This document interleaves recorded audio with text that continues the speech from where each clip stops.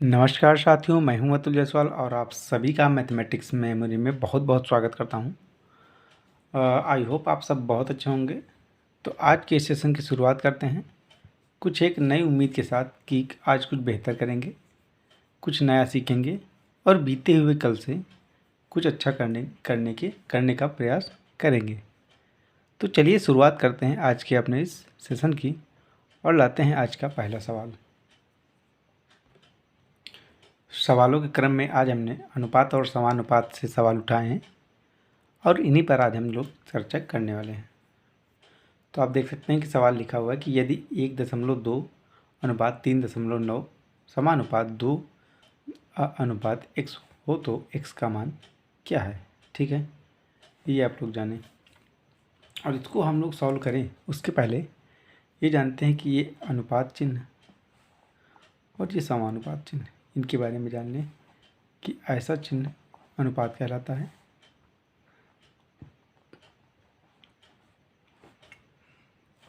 और ये कहलाता है समानुपात।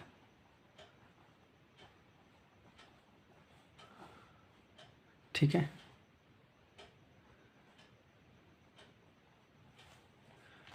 समानुपात का चिन्ह कब लगाते हैं? जब हम किसी संख्या या शब्द या किसी वस्तु की तुलना करते हैं आपस में। अब चूंकि हम लोग मैथमेटिक्स पढ़ रहे हैं तो यहाँ पर हम लोग संख्याओं की बात करते हैं। और जैसे मान लीजिए कि हमने 5 और 10 में तुलना किया। ठीक है, कि 5 और 10 आपस में किस तरह से रिलेशन रखते हैं, किस तरह से संबंधित होते हैं और उनमें क्या क्या छोटे बड़े का गुण है। तो हम देखते हैं कि 5 और 10 का जब हम लोग अनुपात निकालते हैं तो हम देखते हैं कि अगर इसे और सरल किया जाए तो ये 1:2 में, यानी कि हम ये कह सकते हैं कि इसमें 5 और 5 को हम लोग कॉमन लेकर 5 हम लोग जो एक्स्ट्रा चीज़ है उसको हम लोग निकालते हैं, उससे सरलीकृत रूप में 1:2 के रूप में हम लोग लिख सकते हैं। ठीक है, तो जब दो संख्याओं का हम लोग आपस में तुलना करते हैं तब वहाँ पर अनुपात का चिन्ह लगाते हैं, लेकिन जब दो अनुपातों का हम लोग तुलना करते हैं तो वहाँ पर हम लोग समानुपात का चिन्ह लगाते हैं। लेकिन अनुपातों को जब हम लोग समानुपात में के रूप में लिखते हैं तो उनमें एक विशेष गुणधर्म होता है ना। जैसे हमने कहा कि 5:10। ठीक है, तो अगर हम किसी एक अनुपात को रखें जो इसी के समान हो तभी हम उसको समानुपात के रूप में लिख सकते हैं। जैसे हम कहते हैं कि 20:40। ठीक है, अगर हम लोग ईज़िली इसको सॉल्व करें तो यही आने वाला है 1:2। ठीक है, तो हम इन दोनों संख्याओं के बीच में समानुपात का चिन्ह लगा सकते हैं कि हाँ, ये अनुपात भी वैसा ही है जैसा कि ये अनुपात है। इस चीज़ को दर्शाने के लिए हम लोग समानुपात का चिन्ह बीच में डाल देते हैं, उस लिख देते हैं।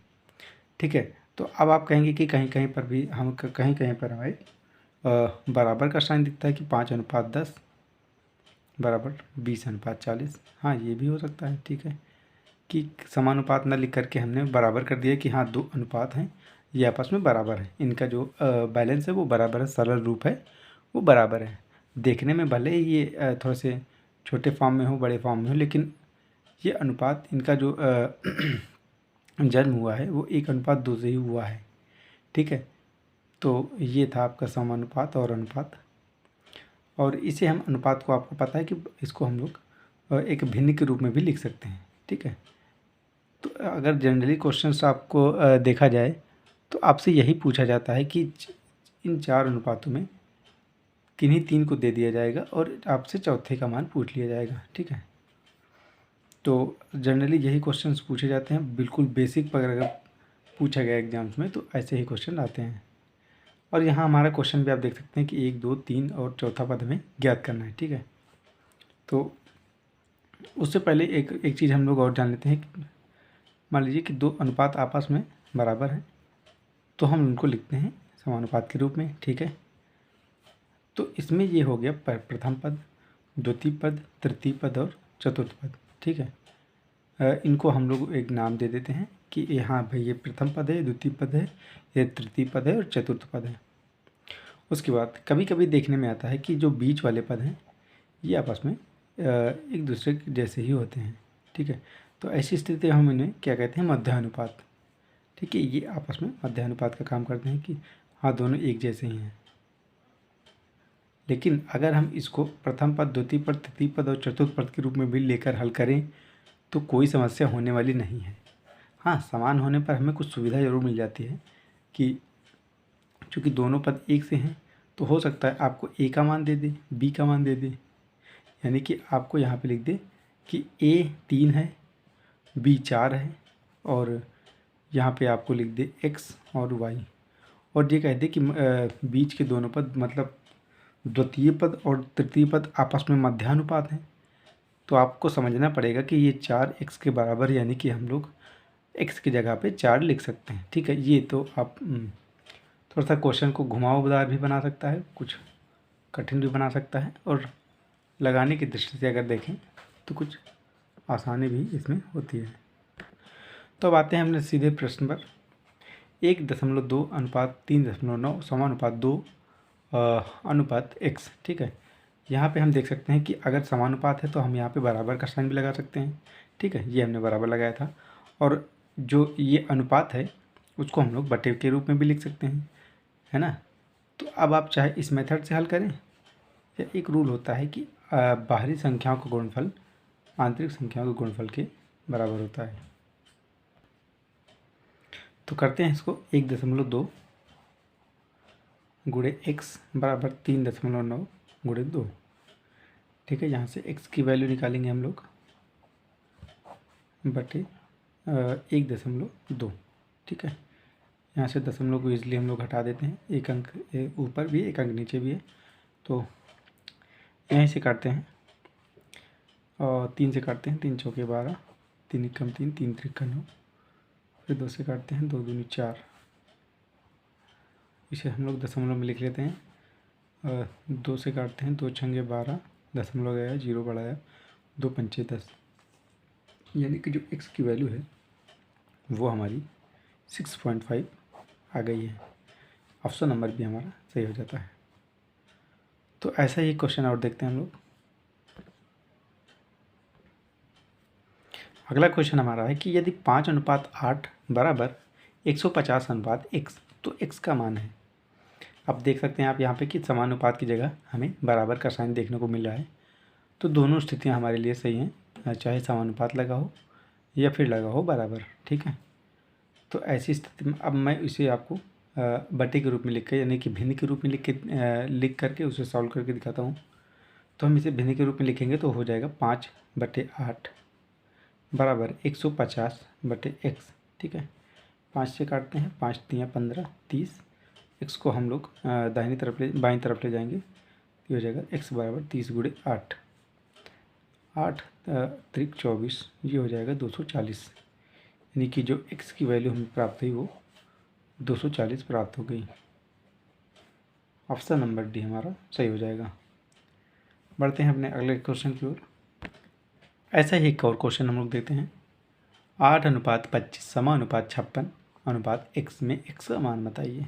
ठीक है, तो हमने बताया था आपको कि बाहरी पदों का जो गुणनफल है वो बराबर होता है आंतरिक पदों के गुणनफल के, यानी कि प्रथम पद और चतुर्थ पद का जो गुणनफल है वो द्वितीय पद और तृतीय पद के गुणनफल के बराबर होता है। ठीक है, प्रथम पद मल्टीप्लाई बाई चतुर्थ पद बराबर दूसरा पद, यानी कि सेकंड टर्म, और मल्टीप्लाई बाई थर्ड टर्म, है ना।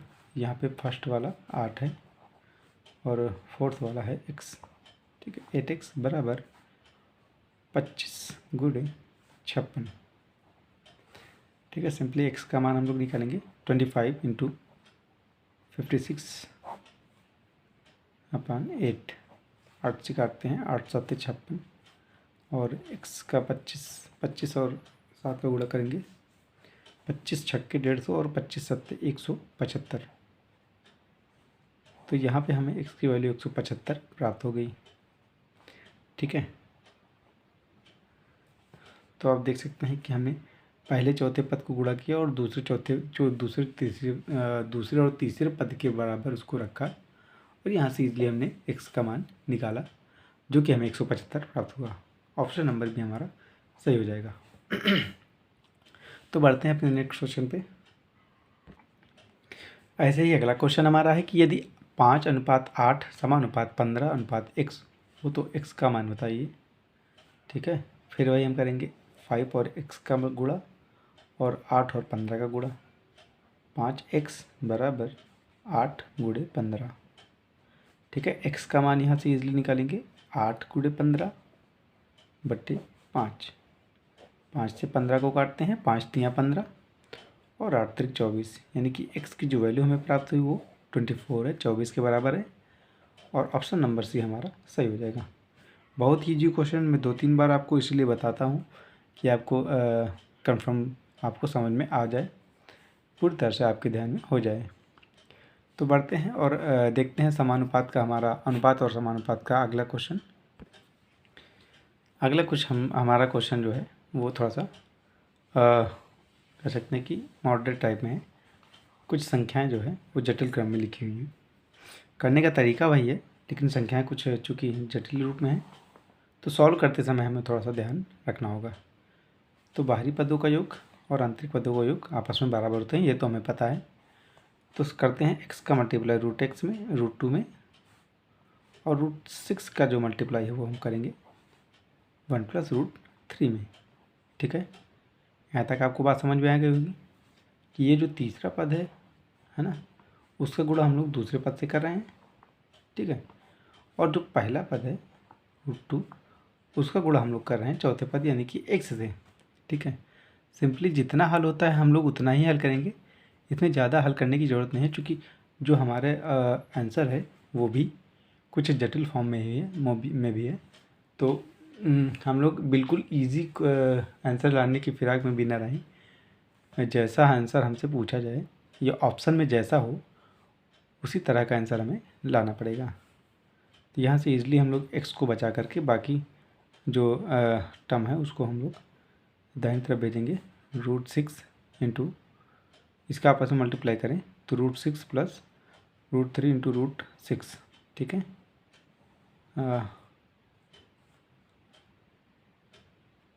या इसको ऐसे ही पढ़ा रहने दें। ठीक है, x बराबर करते हैं हम लोग। अब √6 को आप देख सकते हैं कि √6 जो है वो √3 इंटू √2 के फॉर्म में भी लिखा जा सकता है। तो हम ऐसे ही यहाँ कुछ लिखने वाले हैं। ठीक है, और ब्रैकेट में 1 + √3। ठीक है, यहाँ तक किसी को कोई समस्या नहीं होनी चाहिए। चूँकि x से हमने √2 को दाहिनी तरफ भेजा है तो अपान में √2 हो जाएगा। √2 से √2 को कैंसिल करते हैं और अब हम √3 का मल्टीप्लाई करेंगे ब्रैकेट के अंदर। ये हो जाएगा √3 + √3 और √3 का आपस में मल्टीप्लाई करेंगे तो वो 3 होगा, है ना।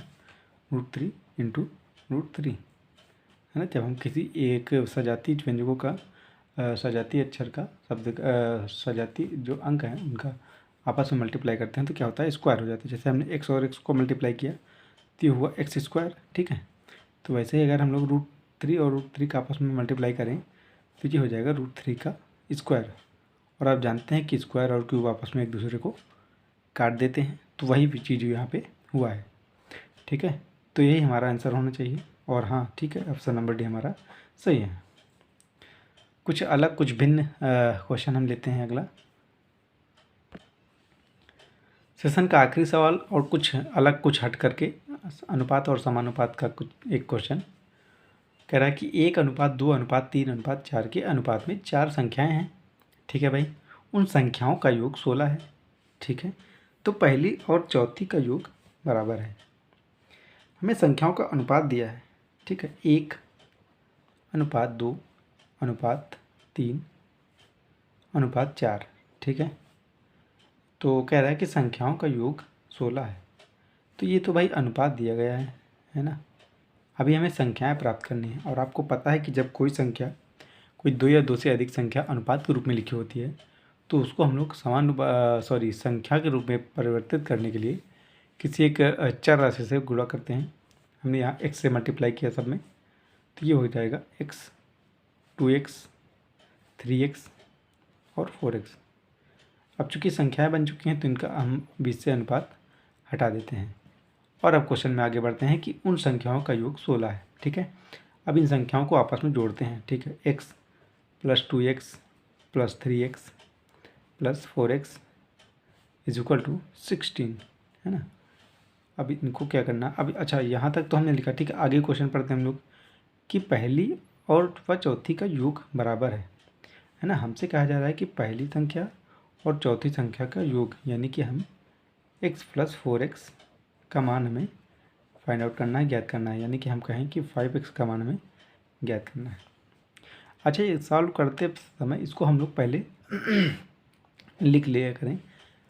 मेरी आपसे भी गुजारिश यही रहेगी कि आप लोग ऐसा करके ही रखें, क्योंकि कभी कभी होता क्या है कि हम लोग हड़बड़ी में क्वेश्चन सॉल्व तो करते हैं, लेकिन x का मान आते ही हम लोग कहीं भटक जाते हैं कि हाँ x का मान ये आया, ऑप्शन मैच नहीं करा, इसका मतलब है ये तो सवाल गलत है, ये तो हमने गलत सॉल्व किया है।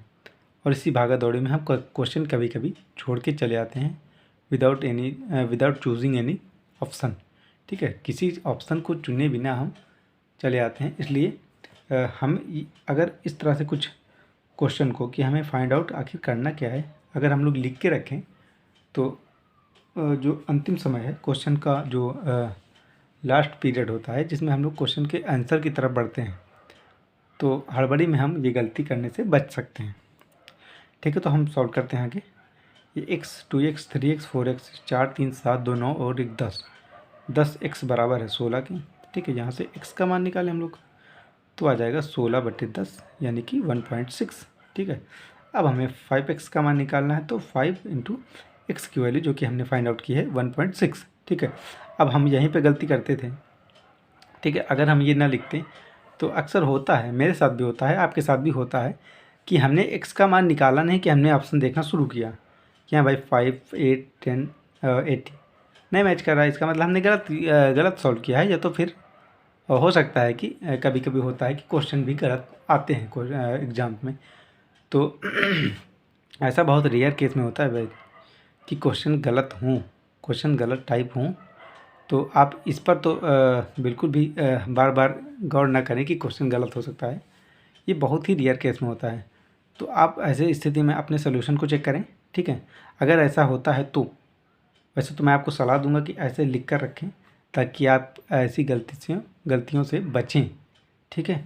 तो 5 × 1.6 16 पंचे 80 और 1 अंक पहले दशमलव लगा है, तो हमने ये लगा दिया और यह हो गया हमारा 8, यानी कि 8 हमारा पहली और चौथी संख्या का जो योग है, पहली व चौथी संख्या का योग वो 8 के बराबर है। ऑप्शन हमें बी मिल गया, सही ऑप्शन, ठीक है।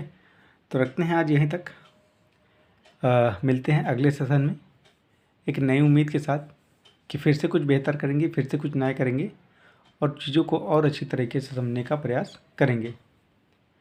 तो फिर से उसी टॉपिक एक नए टॉपिक के साथ मिलते हैं आप सबके बीच, इसी आशा के साथ और विश्वास के साथ कि हम इसी तरह मिलते रहेंगे। आपको धन्यवाद करता हूँ और अगली जो सेशन है, अगली जो क्लास है उसके लिए आप सबको फिर से आमंत्रित करता हूँ। बहुत बहुत धन्यवाद।